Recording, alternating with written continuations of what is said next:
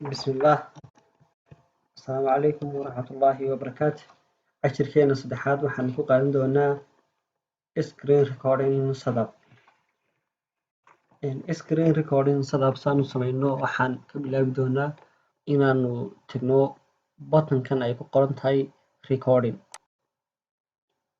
Markaan button-kan recording taabano sidaas ayuu inoogu soo bixi doonaa screen recorder-keenu. wali maanu bilaabin oo waa halka inooga furan oo wali record ma noodhan laakiin setup-kiisa ayaan bilaagi doonaa. waa qaybtan ugu horeysa waxaan ka samayn doonaa waa area-ha aan duubayno ayuu noo sheegayaa oo full screen baan odhan karnaa amene waxaan odhan karnaa customize oo kolba intaan select garaysano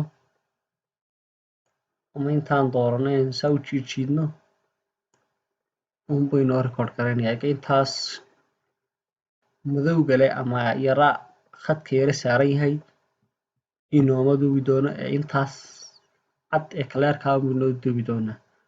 full width baan odhan doonaa oo ilaa muraayadoo dhan ayuu inoo duubayaa.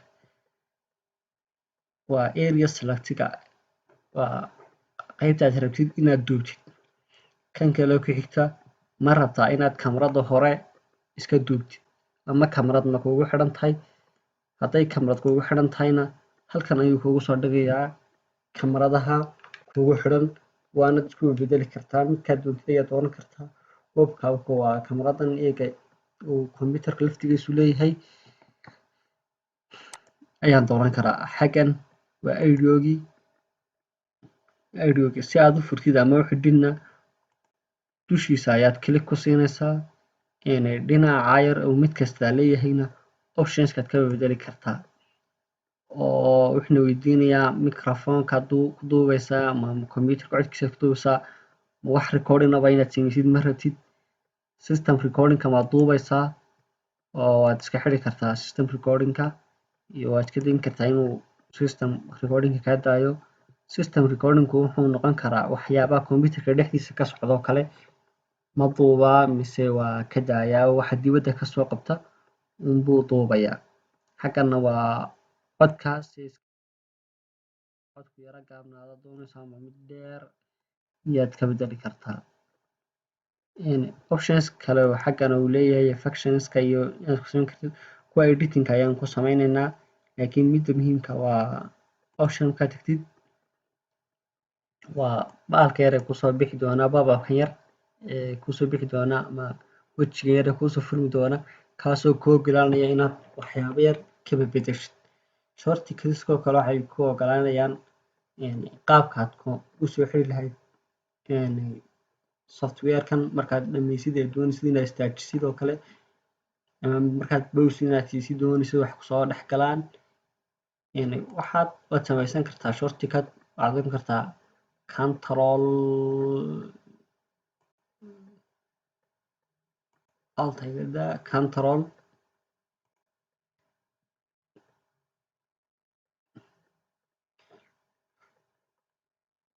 control F10 oo kale bay igu daa markaan taabto inuu iga xidho ama halkaa igu joojiyo recording-kii ayaan sameyn karaa.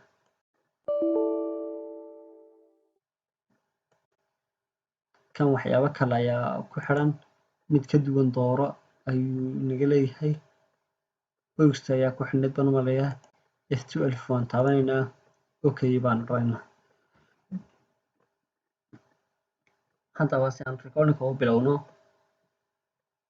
markaan intaas soo garaysano aan iska soo change garayno kamarada area-han duubi lahayn audio-ga waxaas oo dhan markaan iska hubino dhamaystirno waxaan taabanaynaa record.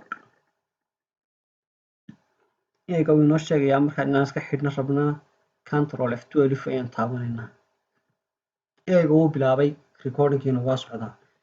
bismillaah assalaamu calaykum waraxmatullaahi wabarakaatu. waxaan maanta bilaabi doonaa xaggan ka bilaabi doonaa course cusub oo ku saabsan barashada video editing-ka. markaad doonaysid inaad dhameysid software-ka waad soo kicin kartaa oo